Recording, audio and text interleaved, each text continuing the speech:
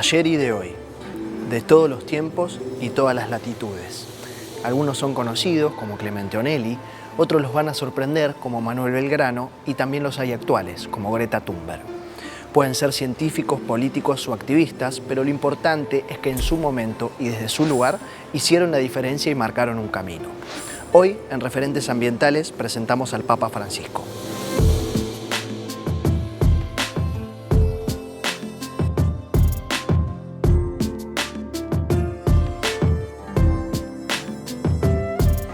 En el barrio de Flores, Buenos Aires, Argentina, el 17 de diciembre de 1936, nacía quien en un futuro y entre otras cosas iba a redactar Laudato Si, la encíclica ambiental más importante de la historia, para convertirse, al menos para nosotros, en un referente ambiental.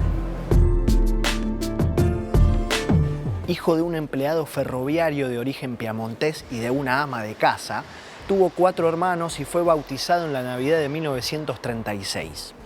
Hincha de San Lorenzo, club del cual es socio, le extirparon parte de un pulmón en su juventud, cuestión que, más allá de alguna dificultad respiratoria, no le trajo mayores inconvenientes. Fue a un colegio salesiano y a un secundario industrial, en donde se recibió como técnico químico. Le gusta el tango, trabajó limpiando el suelo de una floristería y como portero en una discoteca, hasta que, a los 21 años, decidió convertirse en sacerdote. Entre paréntesis, alguien alguna vez fue a un boliche y fue recepcionado por el Papa Francisco.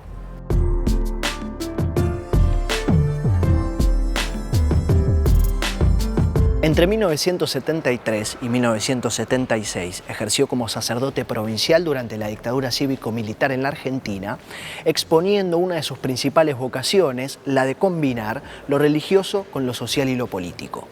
Se consagra como obispo 5 años después, continuando con este ascenso en su carrera, que lo llevaría a ser uno de los candidatos para suceder a Juan Pablo II en el cónclave del 2005, pero fue recién en el 2013, en el cónclave para suceder a Benedicto XVI, que a Francisco le llegaría su momento.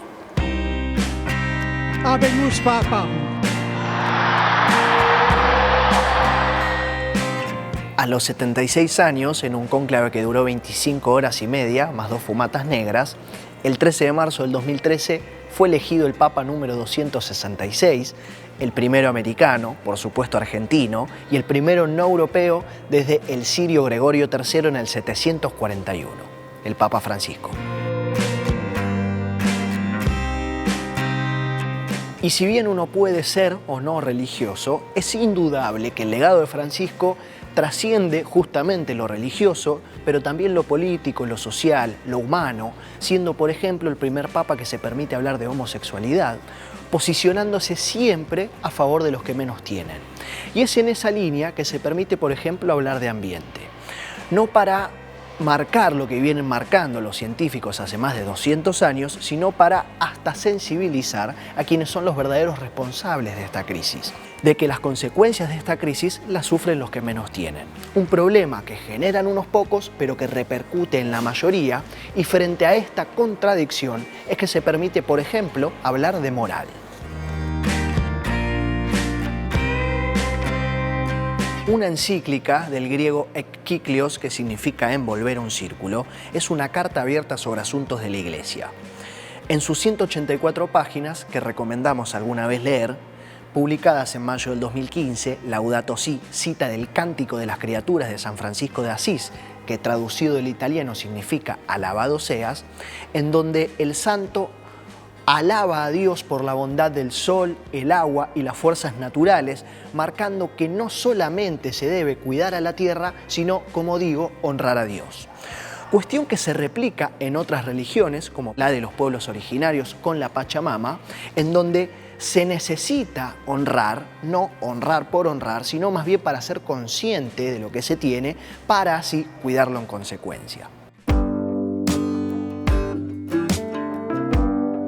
En el primero de los 6 capítulos de la encíclica, el Papa hace un desglose y un repaso sobre lo que le está pasando a nuestra casa común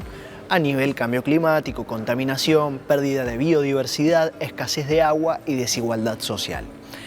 En el capítulo 2 se basa en la Biblia como fuente de conocimiento para luego en el capítulo 3, llamado Raíz humana de la crisis ecológica, hablar de Tendencias sociales e ideologías que nos llevaron a esta crisis, el uso irreflexivo de la tecnología, esta obsesión de querer controlar y manipular la naturaleza, la visión humana escindida del ambiente, las teorías económicas de enfoque estrecho y el relativismo moral. Esta idea de que no existen principios universales y absolutos, un cada quien hace lo que puede, lo que quiere y le agrega y le adjudica una valoración personal a cada cosa, no entendiendo que hay cuestiones más grandes que uno y que trascienden justamente lo individual. Un cuarto capítulo en donde habla de una ecología integral, como venimos diciendo en este programa hace bastante, una disciplina transversal a todas y que para cambiar hay que basarse en la cultura, en la familia, en la virtud, en el respeto y en el amor por la casa común. Un quinto capítulo en donde brega por acuerdos internacionales para subsanar de alguna manera las problemáticas ambientales, pero también para ayudar a los países con más bajos recursos para que así, a su vez, ayuden a las personas que menos tienen. Y un último capítulo, el sexto, en donde habla de educación y espiritualidad ecológica, en donde nos pide directamente centrarnos menos en el consumismo y más en valores intemporales y duraderos, en la educación ambiental, en la alegría por el entorno, en el amor cívico y sobre todo en el vínculo con uno mismo, con el otro y también con el mundo natural.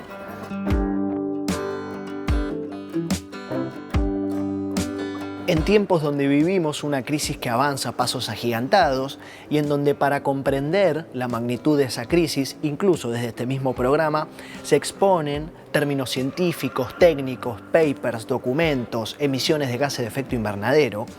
el Papa elige de alguna manera simplificarlo y a la vez complejizarlo, poniendo el foco no en lo que se pierde, que de por sí ya es mucho, sino en el porqué. Y que sin un cambio de paradigma, sin un cambio de ética y sobre todo de moral que nos permita entender que nuestras acciones tienen consecuencias y que esas consecuencias repercuten en los demás, seguramente el cambio no estará hecho. Porque como dice el Papa, yo diría en cualquier orden de la vida, pero aún más en cuestiones tan frágiles y delicadas como el ambiente, el bien común nunca jamás puede quedar supeditado a un interés particular.